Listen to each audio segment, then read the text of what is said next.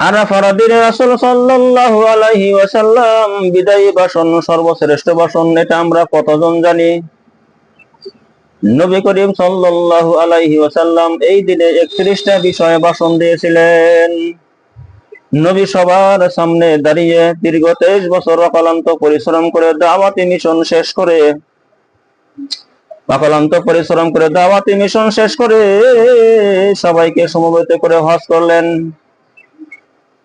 হজ করার পরে তিনি গুরু গম্ভীর কণ্ঠে বলেছেন, হৃদয়ের সমস্ত আবেগ বের করে দিয়ে বলেছেন, ইয়া আইয়ুহান নাস, হে জনগণ, আমি জানি না আজকের পর তোমাদের সাথে মিলিত হতে পারবো কিনা।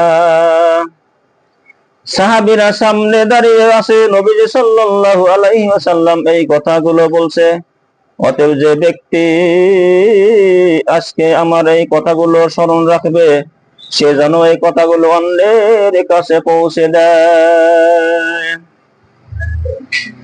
হতে পারে যার কাছে কথাগুলো পৌঁছে দেওয়া হচ্ছে, সেই ব্যক্তি কথাগুলো বেশি সংরক্ষণ করতে পারবে। আল্লাহ তাক রহম করুক যে কথাগুলো অন্যের কাছে পৌঁছে দেয়।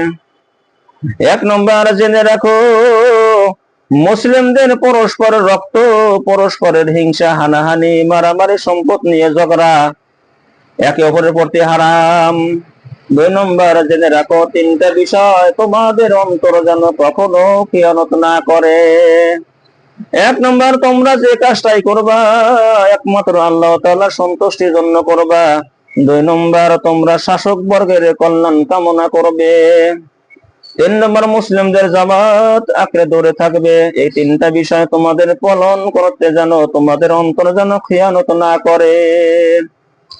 এই দিন সূর্য ঢলে যাওয়ার পর নবীজি সাল্লাল্লাহু আলাইহি ওয়াসাল্লাম আরো বললেন, শুনে রাখো হে মানব জাতি, নিশ্চয় আমি মুহাম্মদ সাল্লাল্লাহু আলাইহি ওয়াসাল্লাম জাহিলি যুগের যত কুপ্রথা আছে, সমস্ত কুপ্রথাকে আমি আমার পায়ের তলায় পিষ্ট করে দিলাম। জাহিলি যুগে কি ছিল রে ভাই? শিরিক ছিল, বেদাত ছিল, মাদক ছিল, নারীর অবমাননা ছিল, কন্যা সন্তানকে দাফন করা হতো, রক্তক্ষয়, মারামারি, হিংসা, হানাহানি, সব কিছুকে আমি আমার পায়ের তলায় দাফন করে গেলাম। তিনি আরো বললেন, নিশ্চয় আমি জাহিলি যুগের সুদকে পায়ের তলায় দাফন করে গেলাম। সর্বপ্রথম যার সুদকে আমি আমার পায়ের তলায় দাফন করে গেলাম, তিনি হচ্ছেন আব্বাস ইবনে আব্দুল মুত্তালিবের সুদ। আবার তিনি আরো বললেন, হে জনগণ, তোমরা মেয়েদের ব্যাপারে সতর্ক থাকবে এবং তোমাদের স্ত্রীদের ব্যাপারে সতর্ক থাকবে, কেননা তোমরা আল্লাহর কালেমার মাধ্যমে হালাল করে নিয়েছো তাদেরকে। তোমাদের উপর তাদের হক হচ্ছে তোমরা যা খাবে এবং যা পড়বে তোমরা তাদেরকে তাই খাওয়াবে। আর তাদের উপর তাদের হক হচ্ছে তোমাদের বিছানায় এমন কাউকে বসতে দিবে না যা তোমরা অপছন্দ করো। তিনি আরো বললেন, ইয়া আইয়ুহান নাস, হে লোক সকল, আমি তোমাদের মাঝে এমন একটি বিষয় রেখে গেলাম, যদি তোমরা তা আঁকড়ে ধরে রাখতে পারো, তোমরা কখনো পথভ্রষ্ট হবে না। তিনি আরো বললেন, প্রকৃত মুসলিম হচ্ছে মান সালামাল মুসলিমুনা মিন লিসানিহি ওয়া ইয়াদিহি, যে ব্যক্তি তার হাত এবং জবান দ্বারা অন্য মুসলিম নিরাপদ থাকে, সেই হলো প্রকৃত মুসলমান। আর ওই ব্যক্তি মুহাজির, যে আল্লাহ তাআলা নিষেধ থেকে দূরে থাকে, সেই ব্যক্তি হচ্ছে প্রকৃত মুহাজির।